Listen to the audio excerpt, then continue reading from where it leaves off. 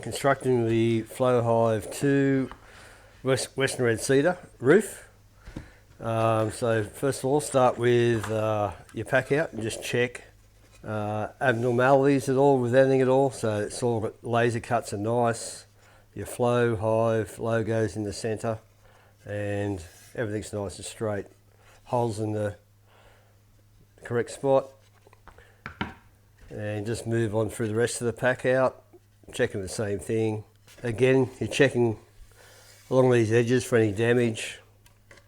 No dips and hollows in the timber at all.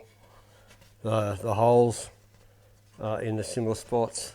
Nice straight edge here, and these edges here, very important that they're nice and clean and no damage.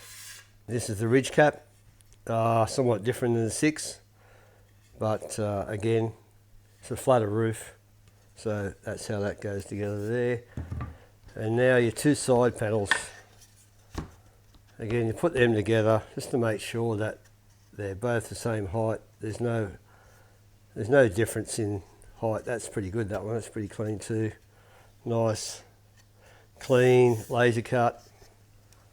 Very similar both ends. Make sure you've got everything you need in the box. So you've got your square head drive screws and your 2 wing nuts that hold the roof in place when it goes on top of your super. So I'm going to start with a larger gable.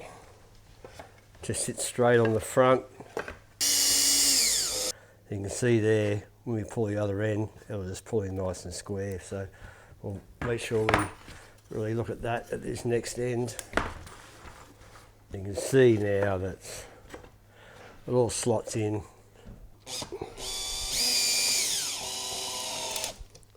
In place. Give it out. Just checking for square. Now once you've got it together, it's pretty good. Got 2 more screws to go on the side now just to keep it all together. There you know, you've got it where you want it. Alright, so there's the frame and the gables together. It's the rear, it's the front.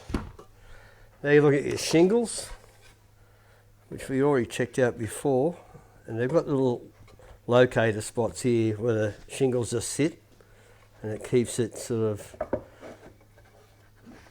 in place. And we have now a little roof block which you situate at the front of the gable. Set your roof shingles back to that, and you just check the other side to make sure they're roughly the same. You'll find sometimes that the shingles could be a mil or 2 difference, so again you just centre it as best you can. It's very important to make sure these holes line up with the gables, and what I often do with with most of my builds now is just pre-drill. It just makes it a little bit easier, and make sure you don't miss the gable. So I generally just pre-drill all the way down, not over tight.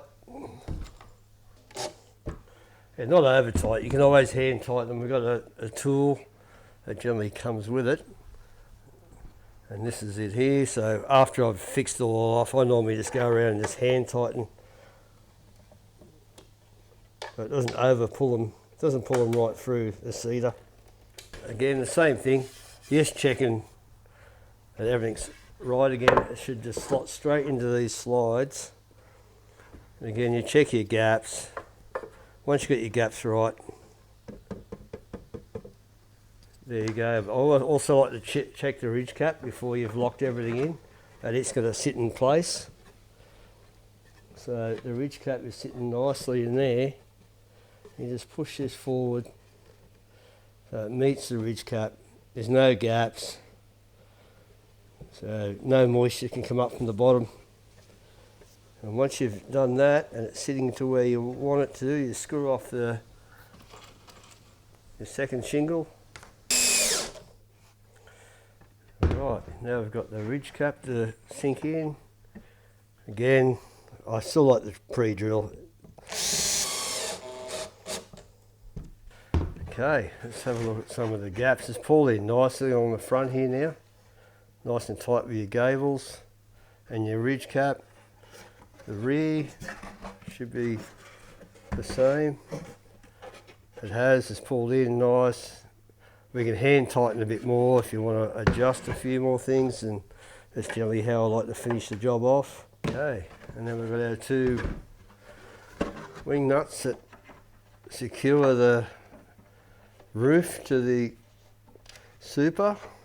Okay, so there you have it. Like, there's all the gaps around the top of your frame are nice even gaps all through here. You'll see a couple of mil gap there, but they're well within tolerance. Yeah, it looks nice. There you go.